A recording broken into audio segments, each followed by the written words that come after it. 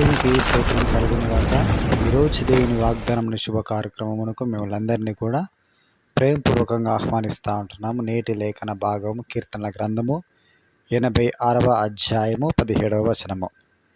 యెహోవా, నీవు నాకు సహాయుడవై నన్నాదరించుచున్నావు.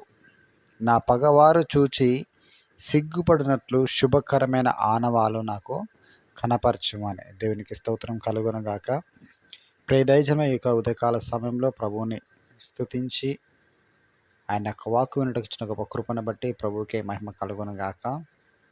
ఇప్పుడు మనం చదివిన లేఖన భాగంలో మనం చూసుకున్నట్లయితే దేవుని యొక్క సహాయము మనకు కలుగుతుందని మన పగవారికి అందరికి కూడా తెలియజేయబడ్డానికి ఒక ఆనవాలు కనపరచండి అని ఇక్కడ భక్తుడు చాటుతూ ఉన్నాడు. ఎందుకు ఆనవాలు కోరుతా ఉన్నాడు అంటే, దేవుని యొక్క కృప తను వెంబడిస్తుంది. ఈ యొక్క భక్తుడు ఏదైతే దేవుని నమ్ముతా ఉన్నాడో ఆ దేవుని నమ్మడము ద్వారా తన జీవితంలో మేలులన్నీ కూడా జరుగుతూ ఉన్నాయి అని కొన్ని రుజువులు కనబడినప్పుడు తను ఎవరైతే గేలి చేస్తూ ఉన్నారో, తను ఎవరైతే నిందిస్తూ ఉన్నారో, అవమానిస్తూ ఉన్నారో వారికందరికీ కూడా చెప్పడానికి ఒక అవకాశం ఉంటుంది అని ఆ భక్తుని యొక్క ఆలోచన. నిజంగా దేవుడు మనం దీవిస్తూ ఉన్నాడా లేడా అనేది ఇహలోక ఆశీర్వాదముల ద్వారా తెలియజేయబడుతూ ఉంది, మన జీవిత స్థితిగతులు మార్చివేయడం ద్వారా. రెండవదిగా మనక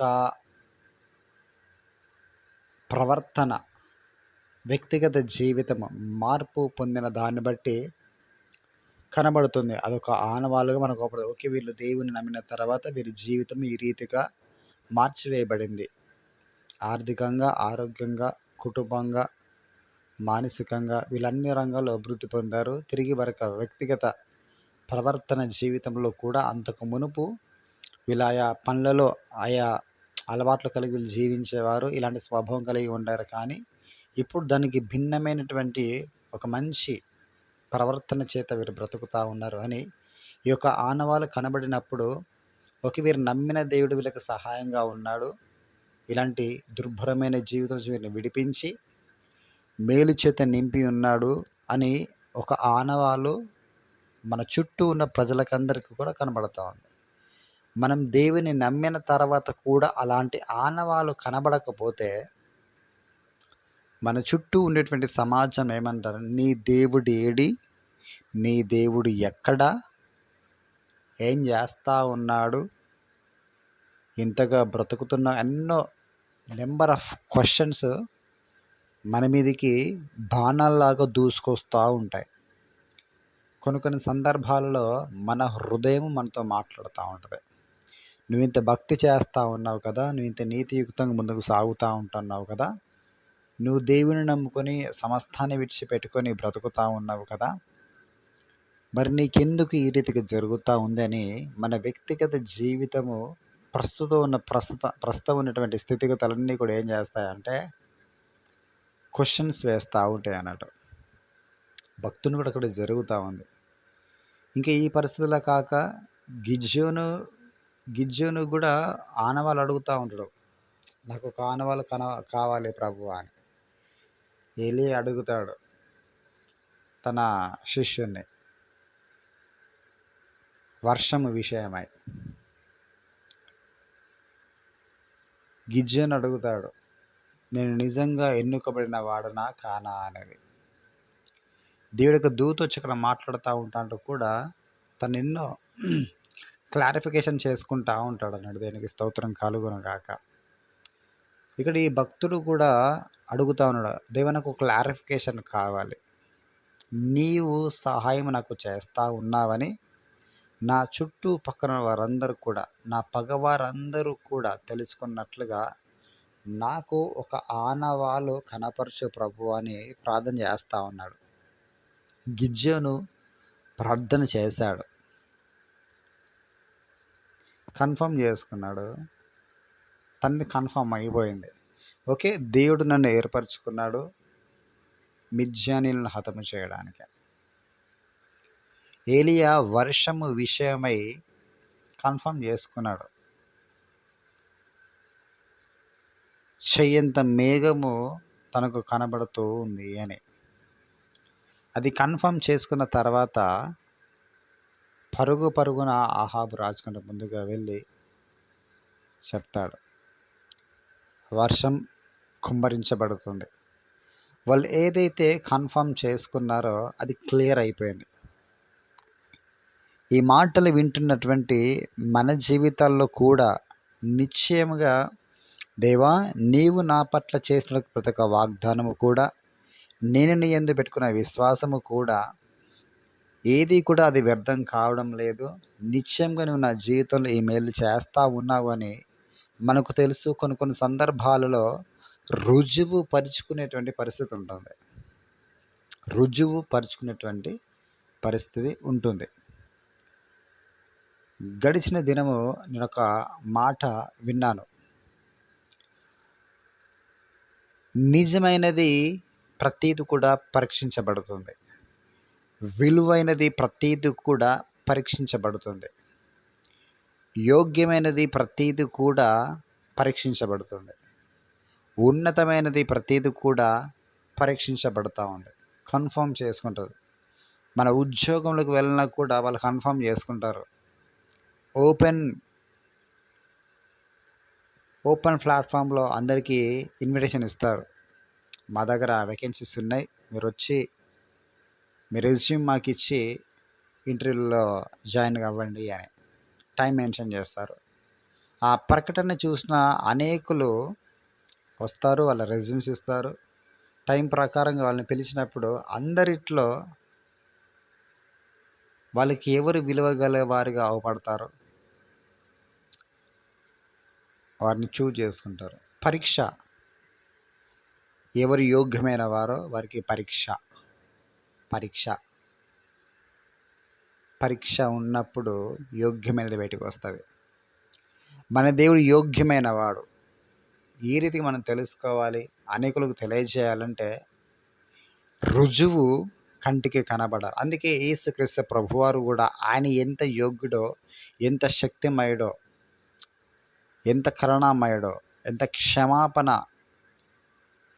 చేసేటువంటి వాడు, ఎంతగా ప్రేమించేటువంటి వాడు, తన ప్రజల కొరకు తన ప్రాణం పెట్టేటువంటి విధంగా ముందుకొచ్చి ఉన్నాడో సమస్తం కూడా తెలియజేశాడు ఆయన. అబ్రహాము విషయంలో కూడా తెలియజేశాడు, నేను సర్వశక్తి గల దేవుడను, నాకు అసాధ్యం అంటే ఏదైనా ఉన్నదాన్ని అసాధ్యాన్ని సాధ్యపరచు చూపెట్టాడు. తన భక్తుల ద్వారా చేశాడు, తాను స్వయంగా చేశాడు, మాట పలికి చేశాడు. యేసుక్రీస్తు ప్రభువు చనిపోయిన వ్యక్తిని అనేకం లేపడి ఈ భూలోకంలో ఎన్నైతే అసాధ్యమైన కార్యంలో ప్రతి దాన్ని కూడా ఆయన సాధ్యపరచు పెట్టారు. ఎందుకంటే వారు సత్యం రుజువు పరుచుకున్నారు. ఈరోజు నీ భక్తిని కూడా నువ్వు రుజువు పరుచుకునే పరిస్థితుల్లో మనం ఉండాలి. అన్ని సందర్భాల్లో కాదు, కొన్ని సందర్భాలలో నిత్యంగా మనం ప్రూవ్ చేసుకునే విధంగా మనం ఉండాలి. ఇక్కడ భక్తుడు అడుగుతా ఉన్నాడు, అయ్యా నీవు నాకు సహాయం చేస్తా ఉన్నావు, కానీ అక్క సహాయం తగిన ఆనవాలు నాకు కనబడాలి, నా శత్రువుల ఎదుట, నా పగవారి ఎదుట అది చూపెట్టాలి అని. దేవునికి స్తోత్రం కలుగును గాక. ఈరోజు మన హృదయంలోకి ఒక ప్రశ్న వేసుకోవాలి. మనం ఉండేటువంటి సమాజంలో అది మనము చూపెట్టాలి. ఈరోజు ఒక ప్రశ్న వేసుకుందాం. ప్రశ్న వేసుకొని నిశ్చయంగా ప్రభువా, ఈ ఆగస్టు మాసము దగ్గర పడుతూ ఉంది, మరుసటి మాసంలో ఈ నెల రోజుల్లో దేవా నీ ఆనవాలు నాకు కనబడాలి ప్రభువా, నీ ఆనవాలు నాకు కనబడాలి ప్రభువా, నేను నీ కుమారుడు, నీకు కుమార్తెను, నేను రక్షణ పొందిన వాడనని, జీవము గల దేవుడిని నమ్ముతా ఉన్నాను అని ప్రభువా, నాకు ఆనవాలు కావాలి. నా జీవితాన్ని మార్చేస్తారా?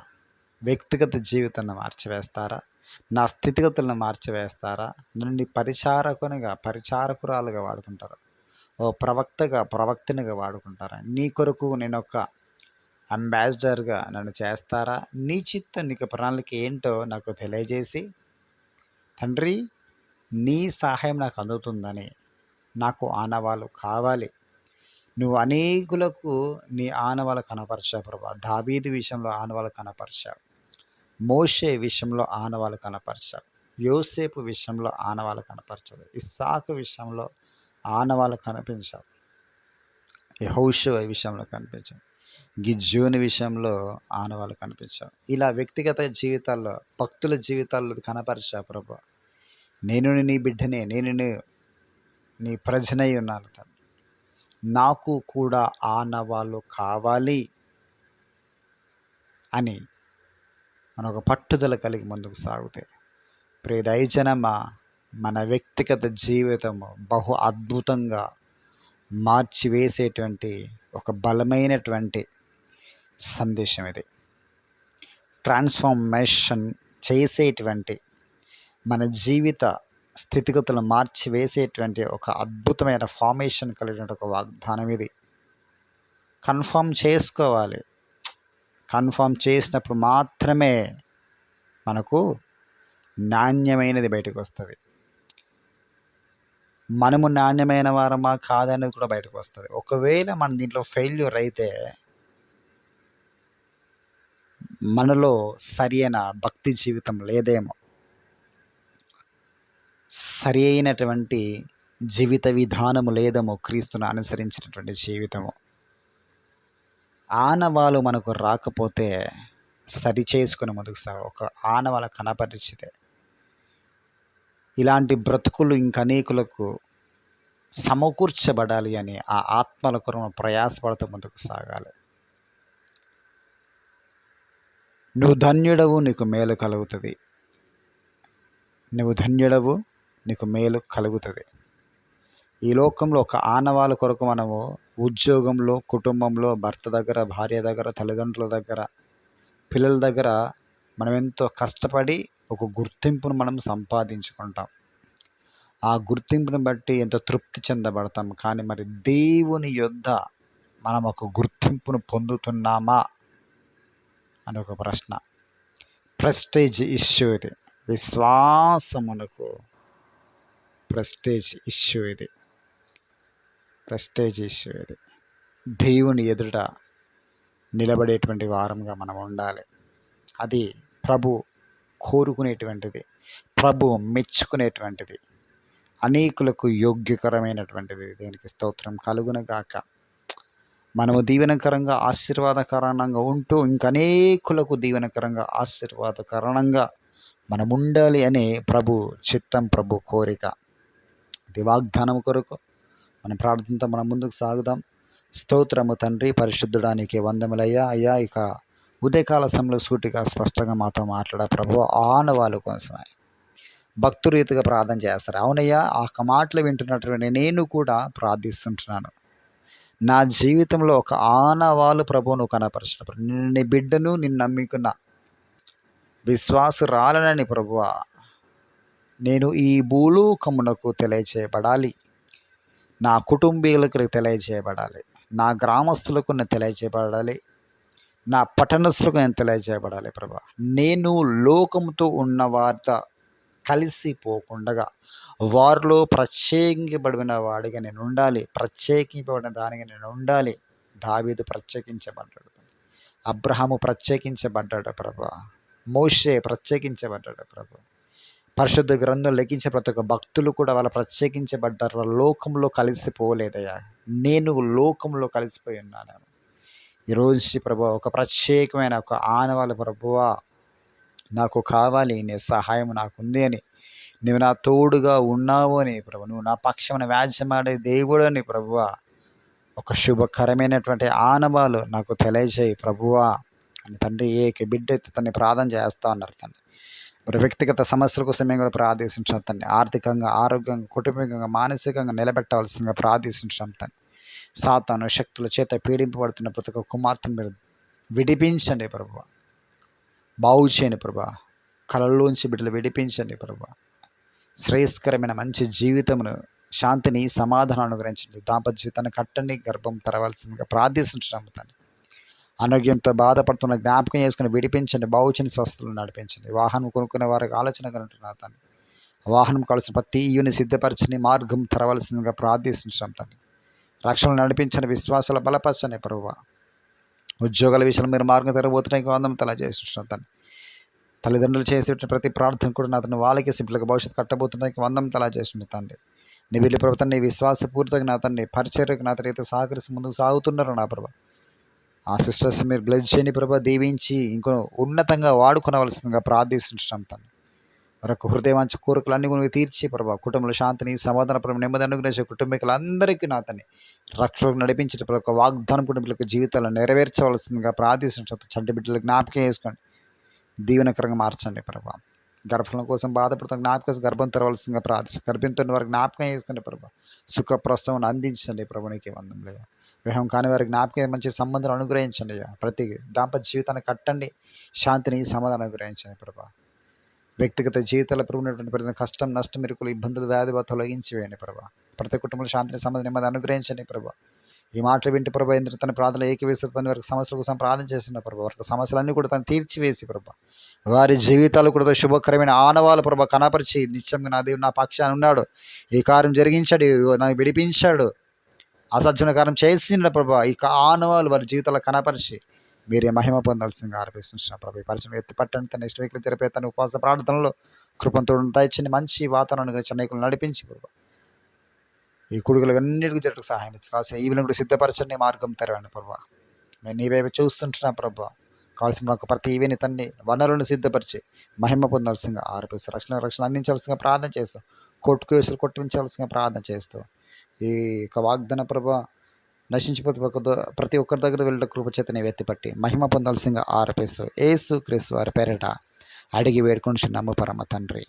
Amen, amen, amen. God bless you. దేవుడు మిమ్మల్ని అందరినీ కూడా ధారాళంగా దీవించి ఆశీర్వదించునుగాక.